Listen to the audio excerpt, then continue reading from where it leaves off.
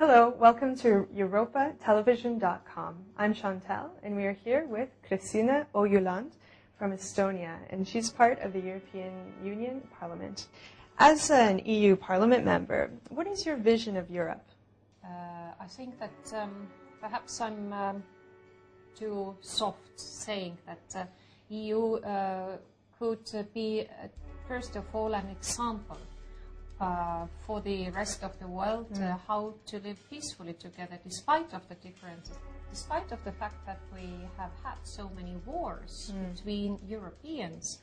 Today it's probably very difficult to understand young people in Germany and France that they should go to the war against each other, but their grandfathers did so. Exactly. And therefore I think that the EU has got some sort of image worldwide, image of continent which can exist peacefully if there is a will to work together.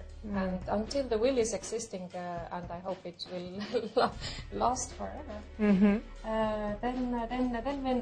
we can go on, and our image and the respect from the others around the world should be relevant in these terms. And this union, despite of these differences, can work and live together and peacefully, and already so many decades.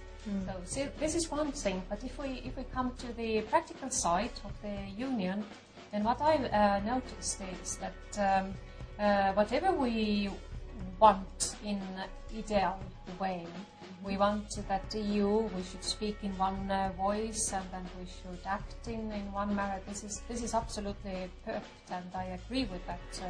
I couldn't agree more than this.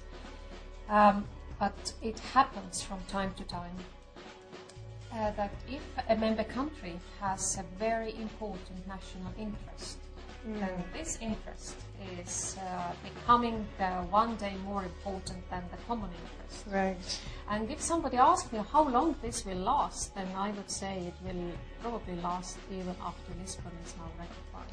Right. Because this is a part of nature of the European Union, and sometimes I believe also so that sometimes we perhaps have to understand those countries. One day perhaps Spain has something so important.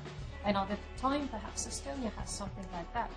We shouldn't really misuse this possibility. So I'd like to know, there are 500 million European citizens, and why should they take interest, and why should they be involved? Yes, and the national parliaments, by the Lisbon Treaty, in fact, they can participate also in the EU legislation in much broader terms as they can do it today, because, for example, if there is some sort of draft regulation or a draft directive here, and some amount of the national parliaments find it controversial or not really useful or really controversial with the member country interest, then they can make a joint proposal to stop this process, this legislative process here. Yes, but this is all future. We'll see how it works out, and how much it makes now the European Parliament also more visible in the legislative process in member countries. Right.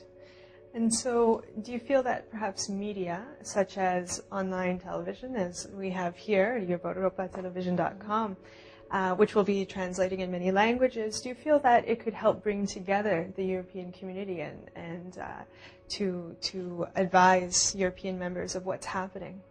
I'm absolutely sure, because this is the, well, I wouldn't say even a future media, but this is a current media. Even today I met my elder colleague from Estonia. She's over 60, and she said to me today, listen, I have to take my laptop to my apartment, because then I can see the TV from my laptop, the Estonian language TV. Wonderful. You see, this works, and exactly. It's not only about young people, it's just 21st century. Exactly. Well, wonderful. Well, thank you so much for your time. This has been a fascinating interview. Thank you. Thank you very much.